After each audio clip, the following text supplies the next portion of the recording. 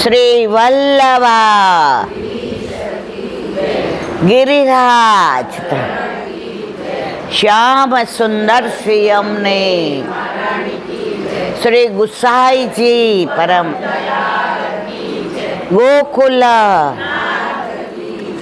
દાવ દયાળ કી શ્રી નવनीत પ્રિયા લાલ કી अपने माथे ब्राता सेव्य स्वरूप की बधाई वैष्णव ने जाजा करीन जय श्री कृष्ण। चलो हवे आटलो तड़को गरमी के मारू काम अने छतांय होल में संख्या जोईने राजी थवाय छे કે સત્સંગમાં તમને કોઈને તડકો નથી લાગતો। એક જણે પૂછ્યું ગુરુદેવને કે મને બધુંય આપ્યું છે, હું માગું તો શું માગું? તો કે ને એ કે પણ માગવા જેવું કશું છે જ નહીં, છતાંય માગ, જેની કોઈ કિંમત નથી, જે બજારમાં વેચાતું મળતું નથી, જે આદાન પ્રદાન થાય છે છતાં એની કિંમત અમૂલ્ય છે, સત્સંગ। ઠાકોરજીનો સત્સંગ ગુણાનુવાદ બધા ઈચ્છે તો નથી મળતું મારા વાલા। આજે ઘરે બેઠા છે, યુટ્યુબમાં કદાચ સાંભળશે ખરા, પણ અહીંયા જે આનંદ આવે, સાચું ખોટું, એ ઘરે યુટ્યુબમાં ના આવે। કોઈ આવતું હોય ને કોઈ જાતું હોય ને, છોકરાઓ બોલાવતા હોય ને, બહાર કોઈ બૂમ પાડતું હોય ને, મોબાઈલમાં ફોન આવતો હોય ને, વહુ કહેતી હોય કે હમણાં આવું છું, અહીંયા કોઈ ડિસ્ટર્બ કરે મારવાલા? અહીંયા વલ્લભે બોર્ડ મારી દીધું છે, નો ડિસ્ટર્બ મારી દીધું છે ને। આવી વ્યવસ્થા નારણપુરામાં આપણે નસીબદાર છીએ। રીખો એક મિનિટ તો મારા વાલા, આપણને કેવું છે ખબર છે? બગાસું ખાતા પતાસું મળી ગયું છે, અને અહીંયા 90% છે આ બધા નારણપુરાના નજીક નજીક, 90 નહીં 95%, 5% જ અમારા જેવા, કોઈ ભુયંગ દેવના, કોઈ થલતેજના, કોઈ પકવાનના, બાકી બધા જ આટલાના છે। વલ્લભે તમને બધા નજીક રાખ્યા છે। અમને કહે છે ઈલાબેન તમારે વાર છે, એટલે અમે થોડા દૂર છીએ, પણ વલ્લભે કૃપા કેવી કરી કે આવવા માટે ગાડીની વ્યવસ્થા કરીને ડ્રાઈવર નહીં કરી દીધી। ડ્રાઈવર નો કહેવાય, સારથી। કર્ણ અને અર્જુન સામ સામે આવી ગયા, કર્ણ અને અર્જુન સામ સામે આવી ગયા। ત્યારે કર્ણે કીધું, અર્જુન તારી પાસે જે બાણ છે ને, તારી પાસે જે વિદ્યા છે ને, બધાને હું જીતી લઉં, બધાને હું પહોંચી વળીશ। મને તારા બાણાવલી અર્જુનની જરાય બીક લાગતી, મારી પાસે હું ધનુર્ધર છું, મારી પાસે એ વિદ્યા છે જ, પણ તારો સારથી એવો છે ને અર્જુન, સમજ્યા કે નહીં? કોઈ કોણ છે એનો સારથી? જો તારો સારથીને તું બદલાવી નાખ ને તો જીત અમારી નક્કી છે। તારા સારથીને બદલાવી નાખ તો જીત અમારી નક્કી છે। ત્યારે અર્જુને કીધું કે જેણે તને પોતાનો કરીને રાખ્યો છે, કોણે? દુર્યોધને। એ સિલેક્ટ કરીને લઈ ગયો છે. પેલા એને જ કીધું તું શું જોઈએ તારે. એટલે હવે સારથી બદલાવાશે નહીં. તો કે અર્જુન અમારી હાર નક્કી છે, પણ અમે લડીને હારશું.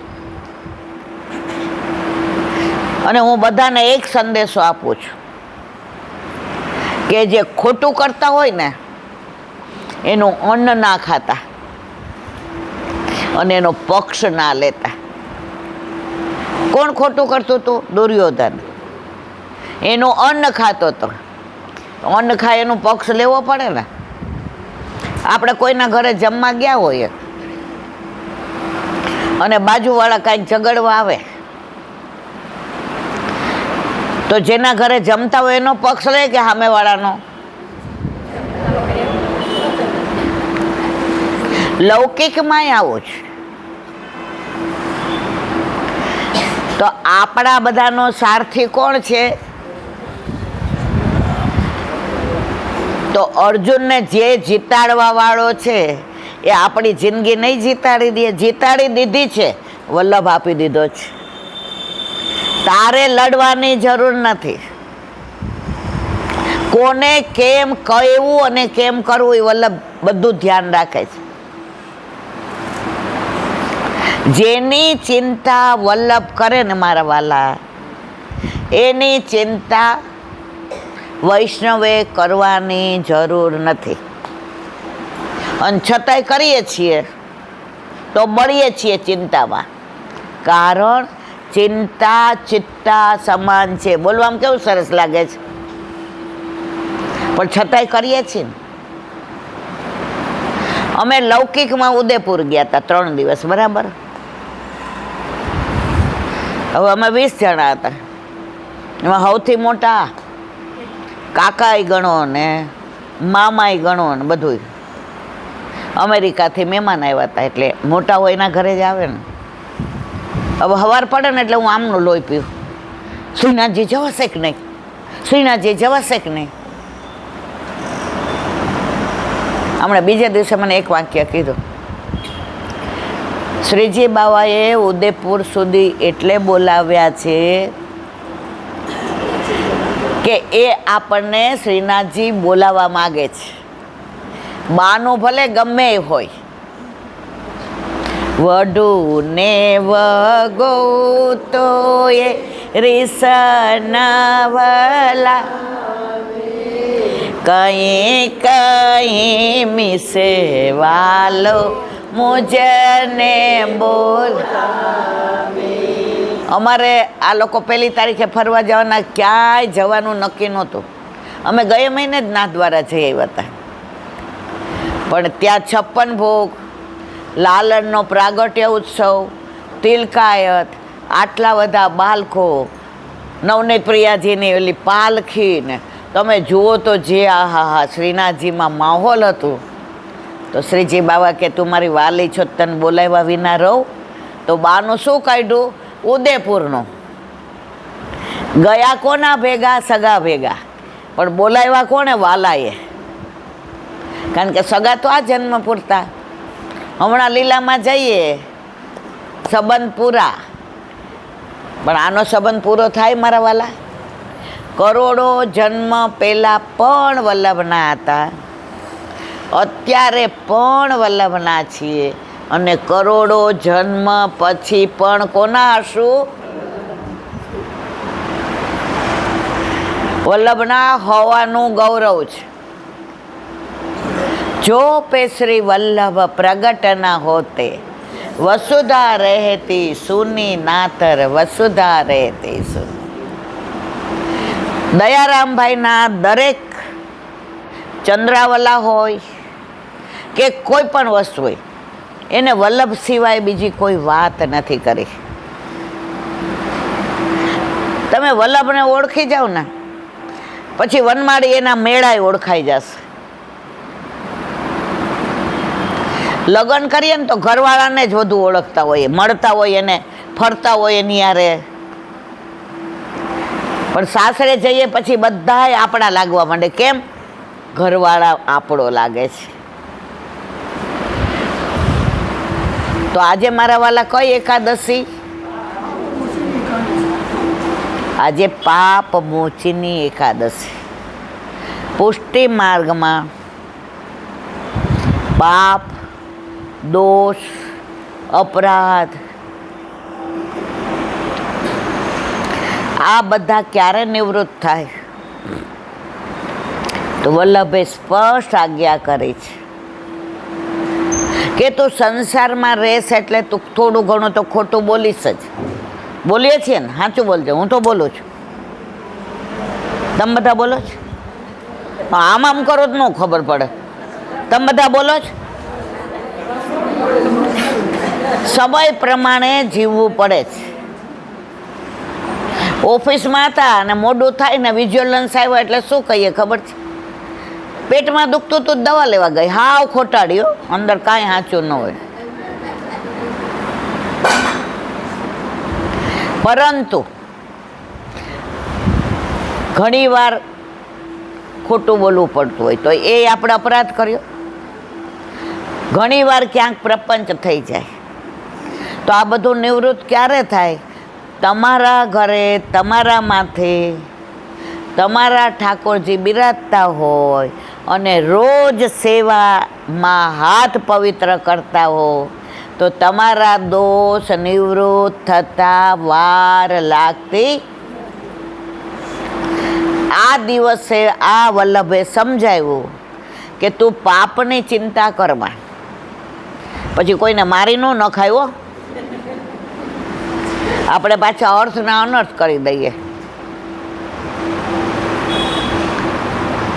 તો તારે ચિંતા નહીં કરવાની. બને ત્યાં સુધી ખોટું બોલાય જ નહીં. વલ્લભના નામની હો માળા છે ડોકમાં. વલ્લભના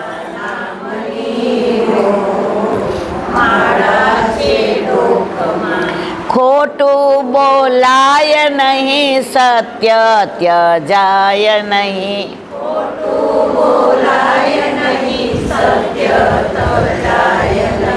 પ્રપંચ કરાય નહીં હો માળા છે ડોકમાં. પ્રપંચ કરાય નહીં હો માળા છે ડોકમાં. વલ્લભના નામની હો માળા છે ડોકમાં. વલ્લભના નામની હો માળા છે ડોકમાં. સેવા છોડાય નહીં, સત્સંગ ત્યજાય નહીં. સેવા છોડાય નહીં, સત્સંગ ત્યજાય નહીં. સ્મરણ છોડાય નહીં હો માળા છે ડોકમાં. સ્મરણ ત્યજાય નહીં હો માળા છે ડોકમાં.